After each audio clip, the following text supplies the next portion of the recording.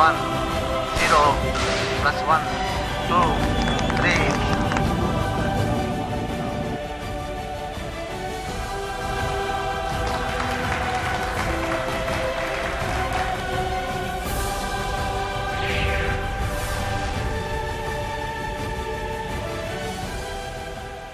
నమస్కారం. ప్రతిధ్వని కార్యక్రమానికి స్వాగతం. భారత అంతరిక్ష పరిశోధనా సంస్థ ఇస్రో మహాద్భుతాన్ని ఆవిష్కరించింది. ప్రపంచంలోనే తొలిసారి ఒకే రాకెట్తో ఒకేసారి 104 ఉపగ్రహాలను నేడు అంతరిక్ష కక్షలోకి పంపిన ఇస్రో భారత కీర్తిని ఖండాంతరాలకు చాటింది. 125 కోట్ల భారతీయులు గర్వపడేలా చేసింది. రష్యా, అమెరికా వంటి దిగ్గజ దేశాల రికార్డులను అధిగమించింది. PSLV C-37 ప్రయోగం విజయవంతం కావడంతో యావత్ దేశం ఆనందోత్సాహాల్లో తేలియాడుతోంది. ఈ విజయంలో భాగస్వాములైన ఇస్రో శాస్త్రవేత్తలను ప్రధాని నరేంద్ర మోదీ అభినందించారు. అంతరిక్ష పరిశోధనల్లో ఈరోజు ఇస్రో సాధించిన చారిత్రాత్మకమైన విజయం ప్రాధాన్యత, ప్రయోజనాలపై ప్రతిధ్వని చర్చను చేపట్టింది. ఈ చర్చలో పాల్గొంటున్న ప్రముఖులు PSR శ్రీనివాస్ శాస్త్రి గారు, DRDOలో శాస్త్రవేత్త, M సత్యనారాయణ గారు, ఇస్రోలో బాధ్యతలు నిర్వహించిన అంతరిక్ష విశ్రాంత శాస్త్రవేత్త N రఘునందన్ కుమార్ గారు, ప్లానటరీ సొసైటీ అధ్యక్షులు DN ప్రసాద్ గారు, సైన్స్ రంగంలో పరిశోధకులు.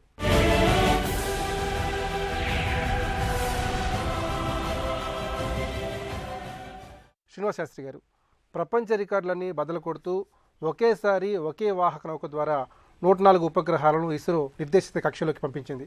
మరి ఇస్రో సాధించిన ఈ ఘనకీర్తిని ఏ విధంగా విశ్లేషణ చేసుకోవాలి? మొదటగా నేను ఇస్రోలో పనిచేసినప్పుడు ఉన్న వీళ్ళందరినీ చూశాను. వాళ్ళందరికీ నా హృదయపూర్వక శుభాకాంక్షలు plus congratulations to all of them for the hard work. వాళ్ళు పడ్డ శ్రమకి ఫలితం దక్కింది.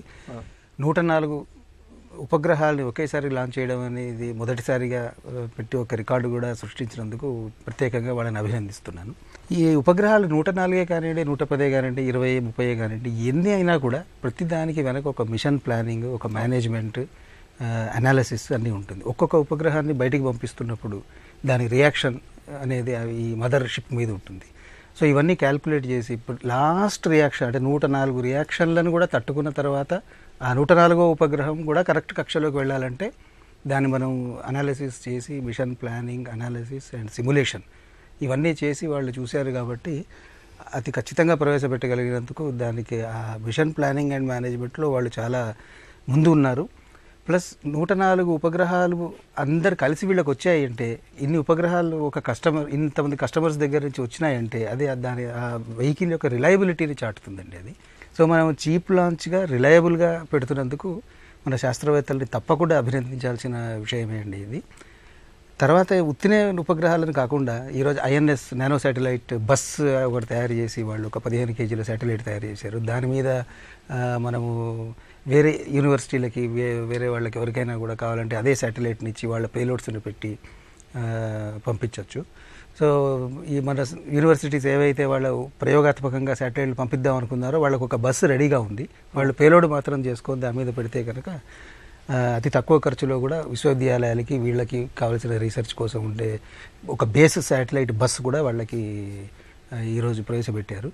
సో ఈ విధంగా ఇది చాలా గొప్పగా గర్వించదగిన విషయం అండి. దేశం మొత్తం గర్వించదగిన ముహూర్తం ఇది. సత్యనారాయణ గారు, PSLVని ఇస్రో అత్యంత విశ్వసనీయమైన నేస్తంగా భావిస్తోంది. ఇంత ఖచ్చితత్వం గల వాహక నౌక అత్యంత అరుదుగా ఉంటుంది. మరి PSLV సాధించిన విజయాల పరంపరని ఏ విధంగా విశ్లేషించుకోవాలి? ముందుగా మన ఇస్రో సైంటిస్టులందరికీ మా హృదయపూర్వక అభినందనలు. PSLV డెవలప్మెంట్ ఈరోజు మనం చూస్తున్నాం. దాని వెనుక చాలా స్టోరీ ఉంది. ఏంటంటే ఫెయిల్యూర్ ఈ స్టెప్పింగ్ స్టోన్ ఆఫ్ సక్సెస్ అంటారు.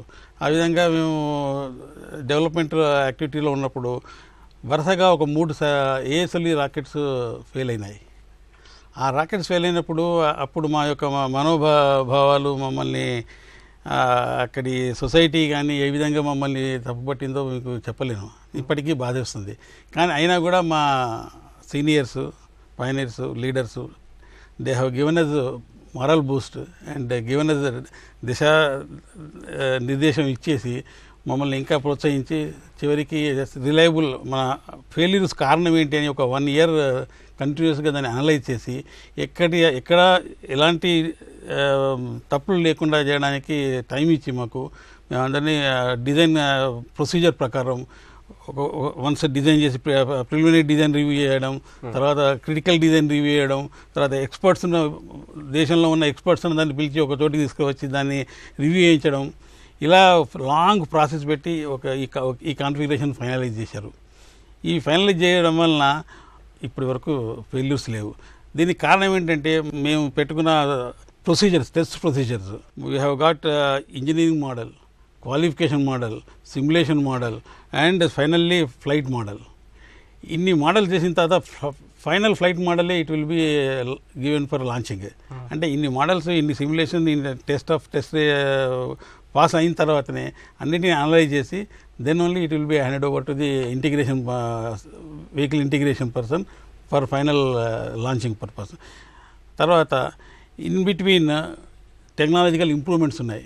ఫస్ట్ పిఎస్ఎల్వి D2లో ఉపయోగించిన జైరోస్ కానీ ఆర్ ఎనీ టెక్నాలజీ స్లోగా టైంతో పాటు టెక్నాలజీ డెవలప్మెంట్తో పాటు అప్డేట్స్ చేస్తూ దాన్ today we're also in we have updated our technology also in producing the components and increasing reliability. ఆ విధంగా ఈ పిఎస్ఎల్వి అనేది ఎవాల్వ్ అయ్యబడ్డది. It's not one day affair, one launch affair. It is evolved sequence with sequence of reviews and testing and performance evaluation. Raghunandan గారు, ఇప్పటిదాకా ఒకే వాహక నౌక ద్వారా రష్యా 37 ఉపగ్రహాలను అంతరిక్షంలోకి పంపిస్తే అమెరికా 29 ఉపగ్రహాలని అంతరిక్షంలోకి పంపించింది.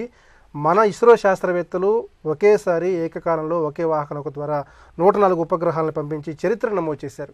మరి మన ఇస్రో శాస్త్రవేత్తలు సాధించిన ఈ ప్రతిభా పాఠవాల్ని, నైపుణ్యాల్ని ఏ విధంగా విశ్లేషణ చేసుకోవాలి? ఇప్పుడు ఈరోజు ఈ లాంచ్ జరిగింది, మనం అందరం చూసాం. ఈరోజు పొద్దున 9:28 లాంచ్ అయింది. శాస్త్రవేత్తలు ముందుగానే నిర్దేశించిన మార్గంలోనే ఈ వెహికల్ ప్రయాణం చేస్తూ 4 దశల్లో ఉన్న ఇంధనాన్ని మండిస్తూ భూమి నుంచి 510 కిలోమీటర్ దూరానికి తీసుకెళ్ళి ఒకటొక్కటిగా ఈ ఉపగ్రహాలని శాస్త్రవేత్తలు ప్లాన్ చేసినట్టుగా వెళ్ళింది. సో ఇదంతా ఎలా సాధ్యమైందండి?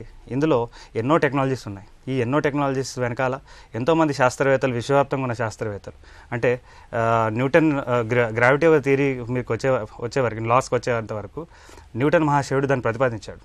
సో ఇట్లాంటి ఎంతోమంది శాస్త్రవేత్తల ఒక ఆలోచన మేధస్సుకే తార్కాణం, ఒక స్ఫూర్తే ఈ ఒక లాంచ్ అని చెప్పుకోవాలి. అయితే అట్లాంటి టెక్నాలజీస్ అన్నీ వాడి రష్యా ఏం చేసింది అంటే 2014లో 37 ఉపగ్రహాలని కక్షలో పెట్టింది. కానీ మన భారత్ ఏం చేసింది?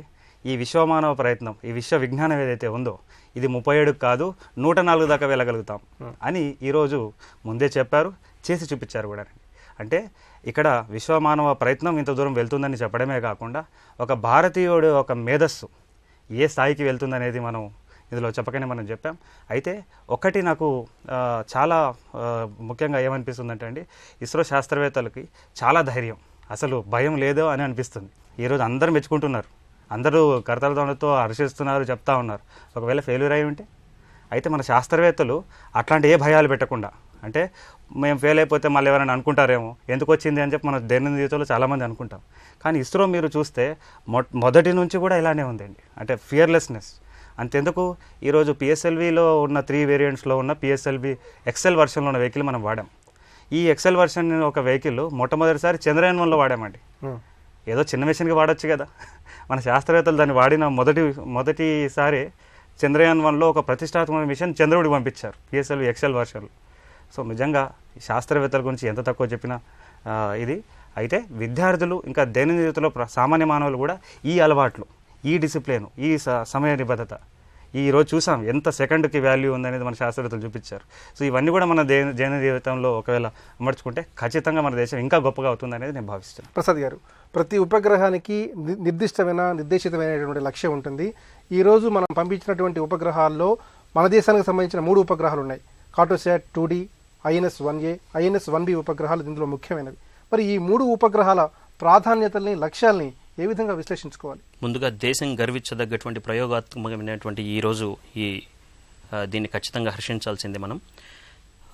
మొత్తం 104లో 101 ఫారిన్వి అయితే 3 మన దేశానికి సంబంధించినవి. వాటిలో మేజర్గా ఈ 104 మొత్తంలో చూసుకున్నా కానీ మనదే ఎక్కువగా మేజర్ ఇంపార్టెన్స్ ఉన్నటువంటిది, అది కార్టోసాట్ 2D. సో ఈ కార్టోగ్రఫీ అనేది మనకు దేశానికి చాలా ఉపయోగపడుతున్నటువంటిది. ఒక దేశాభివృద్ధి అనేది చాలా సహజ వనరులతోటి, చాలా మౌలిక అంశాలతోటి ముడిపడినటువంటిది. వాటిల్లో దేశాభివృద్ధికి కావాల్సినటువంటి మన పర్యావరణాన్ని విశ్లేషించడం కావచ్చు, లేదంటే ఈ మొత్తం అగ్రికల్చర్కి సంబంధించింది చాలా చిన్న చిన్న ఈ న్యాచురల్ రిసోర్సెస్ అన్నిటితో ముడిపడి ఉంటుంది. సో అలాంటి వాటిని అనలైజ్ చేయడానికి ఫస్ట్ గుర్తించాల్సిన అవసరం చాలా ఉంటుంది. అవి ఎక్కడ విరివిగా ఉన్నాయి, వాటిని విస్తృతంగా మనం అధ్యయనం చేయాల్సినటువంటి వాటికి ఈ శాటిలైట్స్ అనేవి ఎక్కువ ఉపయోగపడతాయి.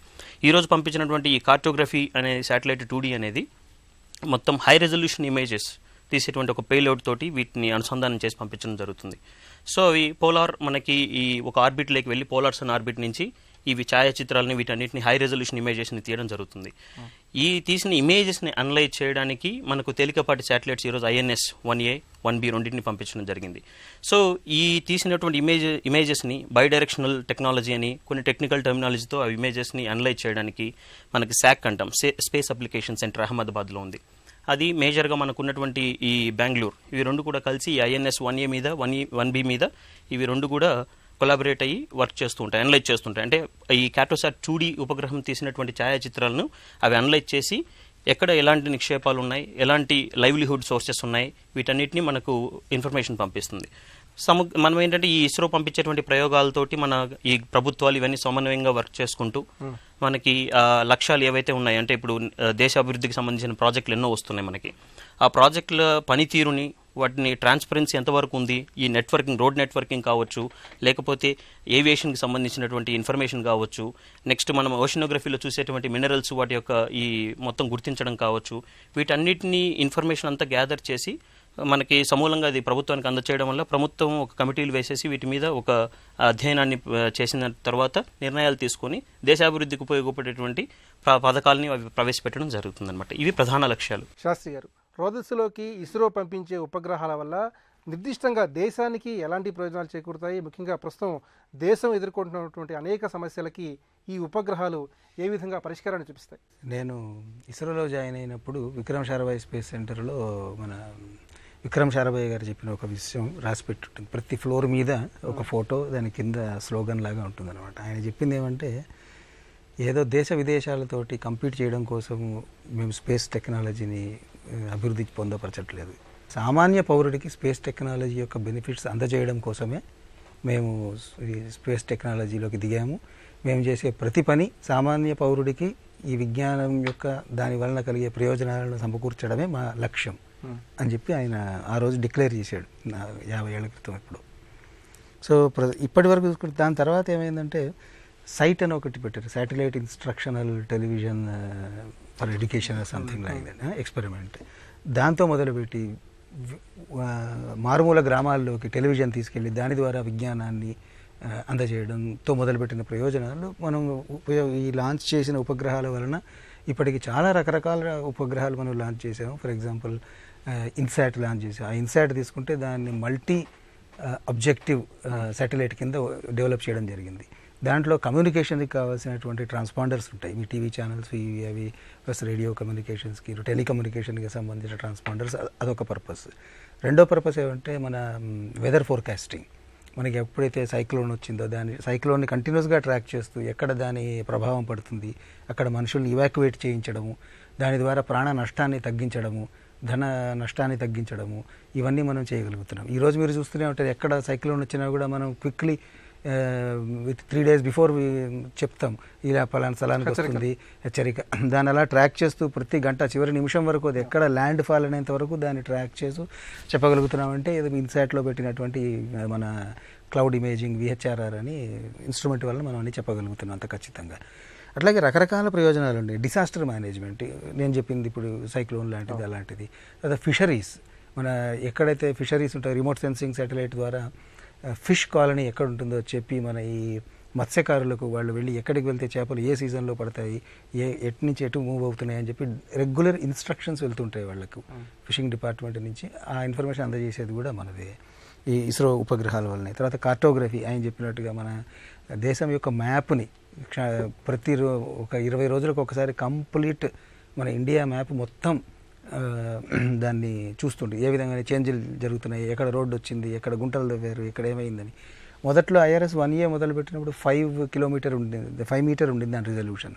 ఇప్పుడు దాన్ని 50 సెంటీమీటర్స్, sub 50 సెంటీమీటర్, 40 సెంటీమీటర్స్ దాకా తీసుకురాగలుగుతున్నాం. అంటే ఆ టెక్నాలజీ యొక్క ఓన్లీ చేసిందే మళ్ళీ చేయడం కాకుండా దాన్ని మెరుగుపరుచుకుంటూ దేశ ప్రయోజనాల కోసం చేస్తున్నాం. అదే కాక మనం GPS we are depending on them, మన అమెరికన్ శాటిలైట్స్ మీద ఉంది. ప్రస్తుతం మనం IRNSS ఒక 7 ఉపగ్రహాలు మాత్రమే పెట్టి వాళ్ళలాగా 30-40 కాకుండా ఒక 7 ఉపగ్రహాలతో పెట్టి మన రీజన్ కోసం మనం చేస్తున్నాము. ఇన్సిడెంటలీ ఈరోజు లాంచ్ అయిన PSLV కూడా ఆ GPSతో పాటు నావిక్ అంటారు ఈ వ్యవస్థని, ఆ నావిక్ను కూడా ఉపయోగించుకుంటూ దాని కక్షలోకి వెళ్ళిందండి. సో ఇలాగ రకరకాల ప్రయోజనాలని కామన్ మ్యాన్ కోసం తీసుకురావడం కోసం ఇస్రో శాస్త్రవేత్తలు చాలా కృషి చేస్తున్నారు. సత్యనారాయణ గారు, ప్రస్తుతం ఇస్రో సాధిస్తున్నటువంటి ఈ విజయాలు సగటు పౌరులపై, సగటు సమాజంపై ఏ విధంగా ప్రభావం చూపిస్తాయి? శాస్త్రి గారు చెప్పినట్టు విక్రమ్ సారాభాయికి ఒక విజన్ ఇచ్చాడు. ఆ విజన్ ఏంటంటే India should have its own launch vehicle to launch our own remote sensing satellite, our own satellite. India should have our own launch vehicle, that is called GSLV, to launch our own communication satellite. These are the దిశ నిర్దేశం ఇచ్చాడు మాకు. అది ఎప్పుడు 1973లో. So we have cross it. ఆయన ఎప్పుడు ప్రతిదానికి అనేవాడు ఏ విధంగా దేశానికి ఉపయోగపడుతుంది, ఏ విధంగా మనం జీవిత ప్రమాణాలు పెంచగలుగుతామనే కోణంలోనే ఎప్పుడు చూసేవాడు. Though he was a very big business man, కానీ ఆయన దృక్పథం ఎప్పుడు దేశం కొరకే ఉండేది. ఆయన ఈవెన్ నాసాలో ఉన్నప్పుడు కూడా ఆయన మంచి పొజిషన్లో ఉన్నా కూడా తిరిగి వచ్చేసి అక్కడ సైంటిస్టులను మోటివేట్ చేసి మన భారతదేశాన్ని ఉద్ధరించాలని చెప్పి మోటివేట్ చేసి చాలామంది సైంటిస్టులను ఇండియాకి తీసుకువచ్చి ఈ ఇస్రో స్టార్ట్ చేశాడు. సో ఆ విధంగా మన ఈ PSLV, GSLV తో లాంచ్ చేయబడ్డ IRS remote sensing satellites and communication satellites ప్రతి ప్రజానీకానికి ఈరోజు అవి ఆ శాటిలైట్ లేదు అంటే మన జీవితం స్తంభించిపోతుందా అన్నంత విధంగా మన కలిసిపోయింది మన జీవన విధానంలో. ఇప్పుడు సపోజ్ ఇన్సాట్ ఈ ఒక రోజు పనిచేయలేదంటే ఆ రోజు ప్రతి పట్టణం తల్లడిల్లుతుంది. అదేవిధంగా రిమోట్ సెన్సింగ్ కూడా చాలా ఉపయోగపడుతుంది. అంటే ఫర్ ఎగ్జాంపుల్ రైతు ఉన్నాడు, రైతు ఈ పలానా చోట ఏ విధమైన పంట వేయాలి అంటే సాయిల్ సైన్సెస్ గురించి, సాయిల్ ఎస్టిమేషన్, సాయిల్ క్వాలిటీ గురించి రిమోట్ సెన్సింగ్ ద్వారా ఆ ఏరియా మొత్తం ఎస్టిమేట్ చేయవచ్చు. వాళ్ళకి అదేవిధంగా అక్కడ అగ్రికల్చర్ ఎక్స్టెన్షన్ ఆఫీసర్లకు రిమోట్ సెన్సింగ్ వాళ్ళు ట్రైనింగ్ ఇస్తారు. ఇచ్చినప్పుడు వాళ్ళు రైతులకు వెళ్ళి అడ్వైజ్ చేస్తారు. ఈ విధంగా ఈ ఏరియాలో మీరు ఈ కేన్ కానీ, రైస్ కానీ, జవార్ కానీ వేయండి అని చెప్పి అది చేస్తారు. ఆ విధంగా చేస్తే పంటలు చాలా వస్తాయని చెప్పి నమ్మకం. అది ప్రూవ్ అయినాయి కూడా. అదే కాకుండా at the end of the season పంట వచ్చే టైంలో ఎంత ఎస్టిమేట్ అవుతుంది, అగ్రికల్చరల్ ఎస్టిమేషన్ రీల్డ్ ఎంత ఎస్టిమేట్ అవుతుందో ఖచ్చితంగా ఒక 90% అక్యురసీతో ఒక నెల ముందే చెప్పగలుగుతారు. దీన్ని బట్టి ఈవెన్ గవర్నమెంట్ కానీ, ఆ డిపార్ట్మెంట్ కానీ ప్రైస్ ఫిక్సేషన్ కూడా ఉపయోగపడుతుంది. ఈ విధంగా మన రిమోట్ సెన్సింగ్ శాటిలైట్ కానీ, కమ్యూనికేషన్ శాటిలైట్ కానీ మన మన జీవితంలో కలిసిపోయింది. వాళ్ళ అందరికీ చాలా ఉపయోగపడుతుంది. అప్పటి ఒక ఎగ్జాంపుల్ ఏంటంటే టెలిమెడిసిన్ అని, టెలి ఎడ్యుకేషన్ అని, they are very important programs India taken. And village resource centre అని ప్రతి విలేజ్లో పెట్టారు. అవి కూడా చాలా రియల్ టైంలో వాటిని అప్డేట్ చేస్తుంటుంది. సో దానివల్ల లోకల్ తహసీల్దార్ కానీ, లోకల్ సర్పంచ్ కానీ వాళ్ళకి కావాల్సిన ఇన్ఫర్మేషన్ దాన్ని తీసుకొని అకార్డింగ్లీ వాళ్ళు ఆ ఏరియాని డెవలప్ చేస్తూ. రంగనాథన్ గారు, దేశ సర్వతోముఖ అభివృద్ధిలో శాస్త్ర సాంకేతిక రంగాల ప్రాధాన్యతని ఏ విధంగా నిశ్చితంగా చూడాలి? ముఖ్యంగా ఇవాళ ఇస్రో సాధించినటువంటి ఈ యొక్క విజయాలు దేశ ఖ్యాతికి ఏ విధంగా ఉపకరిస్తాయి? ముఖ్యంగా ఇలాంటి విజయాల నుంచి యువతరం, విద్యార్థులు ఎలాంటి స్ఫూర్తిని అందుకోవాలి? ఇస్రో సంస్థ పెట్టినప్పుడే అప్పట్లో శాస్త్రవేత్తల ఒక ఉద్దేశం ఏంటంటే ఎవరితో పోటీ పడడం కానీ, ఎవరితో ఏదో మనం సాధించాలని చెప్పి కాదు, సామాన్యవాడి జీవితంలో, దైనందిన జీవితంలో ఇది ఉపయోగాలు ఉంటాయని చెప్పి వారు భావించి దీన్ని స్థాపించారు. ఎందుకంటే ఆ క్రమంలో ఏం జరిగింది, అమెరికా, రష్యా వారు ఒకరి మీద ఒకరు పోటీతో ఒకరిని ఒకరు అటాక్ చేసుకోవడానికి, స్పేస్ని మిలిటరైజ్ చేసుకోవడానికి వారు కార్యక్రమాలు నిర్మించుకుంటే దేశ ప్రజానిక ఒక జీవితాన్ని మెరుగు చేయడానికి మన ప్రోగ్రామ్ స్టార్ట్ చేస్తాం. సో అట్లాంటి పరిస్థితుల్లో మొదలైన ఈ సంస్థ ఈరోజు మంగళయాన్, చంద్రయాన్ 1 లాంటి సక్సెస్ చేస్తుంది. ఆ సక్సెస్ ఇంకా సీక్రెట్ ఒకటేనండి, సామాన్య మానవుడి జీవితంలో మార్పు తీసుకురావడం. సో అదే స్ఫూర్తి, అదే వారి యొక్క ఎనర్జీ అనమాట. సో ఈ యొక్క ఎనర్జీని, ఈ యొక్క స్ఫూర్తిని మన విద్యార్థులు కూడా తీసుకోవాలి. అదే కాకుండా ముఖ్యంగా విద్యార్థులు ఒక అపోహ ఉన్నదండి. అదేంటంటే IITలో చదువుకున్న వారే శాస్త్రవేత్తలు అవుతారు, పెద్ద పెద్ద స్కూళ్ళల్లో ఇంటర్నేషనల్ స్కూల్లో చదువుకున్న వాళ్ళే శాస్త్రవేత్తలు అవుతారని ఒక రాంగ్ నోషన్ పర్టికులర్గా విద్యార్థుల్లో ఉంది, పర్టికులర్ గవర్నమెంట్ స్కూల్లో ఉంది. ఎందుకంటే మన విద్యార్థులు చాలామంది ఇప్పటికీ గవర్నమెంట్ స్కూల్లోనే ఉన్నారండి, చిన్న చిన్న స్కూళ్ళలో చదువుకున్నారు. అట్లాంటి వారికి ఈ సార్ లాంటి వారు ఒక స్ఫూర్తి అండి. సత్యనారాయణ గారు సుల్తాన్ బజార్లో గవర్నమెంట్ స్కూల్లో చదువుకున్న వ్యక్తి. మంతిని గ్రామంలో జిల్లా పరిషత్ స్కూల్లో చదివాను, మంతిని, మా ఊరు మంతిని. తర్వాత జేఎన్టీలో బీటెక్ చేశాను, ఆలియా కాలేజీలో జూనియర్ ఇంటర్మీడియట్ చేశాను, గవర్నమెంట్ కాలేజ్ ఆలియా కాలేజీలో. పోస్ట్ గ్రాడ్యుయేషన్ ఐఐటి మెడ్రాస్లో చేశాను. చూడండి, విద్యార్థులు ఈ ప్రోగ్రామ్ చూసి అదే నేర్చుకోవాలి. అంటే మనకు కావాల్సిన శాస్త్రవేత్తలు ఎక్కడి నుంచి వస్తారు, ఏ అంగారెక్కడి నుంచో వేరే ఎక్కడి నుంచి కాదు, మనలో నుంచి పర్టికులర్గా గవర్నమెంట్ స్కూళ్ళ నుంచి వస్తారనే మాట ఇక్కడ చెప్పగానే చెప్తున్నాం. అట్లా ఒక గవర్నమెంట్ స్కూల్లో చదువుకున్న వ్యక్తి అక్కడ అంటార్టికాలో ఒక గ్రౌండ్ స్టేషన్ కట్టారు. ఈరోజు కూడా లాంచ్ క్రమంలో అంటార్టికాలో ఉన్న గ్రౌండ్ స్టేషన్ చాలా మేజర్ రోల్ ప్లే చేసిందండి. ఎందుకంటే విజిబిలిటీ, అక్కడ ఆ స్టేషన్ లేకపోతే విజిబిలిటీ లేదు మనకి. సో అట్లాంటి చేసి ఎన్నో, అంటే వారు ఎప్పుడో దాన్ని స్థాపించారు, ఇప్పటికీ అది పనిచేస్తూ ఉంది. సో ఇట్లాంటి శాస్త్రవేత్తల గురించి మనం తెలుసుకోవాలి. ఇట్లాంటి శాస్త్రవేత్తలు అనగా విక్రమ్ సారాభాయ్ గారు కానివ్వండి, హోమీజయ్ బాబా గారు కానివ్వండి, సతీష్ ధవన్ కానివ్వండి, యూజీ రావు గారు కానివ్వండి, కలాం గారి గురించే మనం చాలా వరకు చదువుతాం. ఇట్లాంటి శాస్త్రవేత్తల గురించి కూడా మనం చదువుకోగలిగితే వారిలాగా తయారయ్యి రేపనాడు అంతరిక్షంలో, ఇంకా సుదూరంతరిక్షంలో మన ప్రయోగాలు చేసేలాగా మన విద్యార్థులని నడుచుకోవాలి.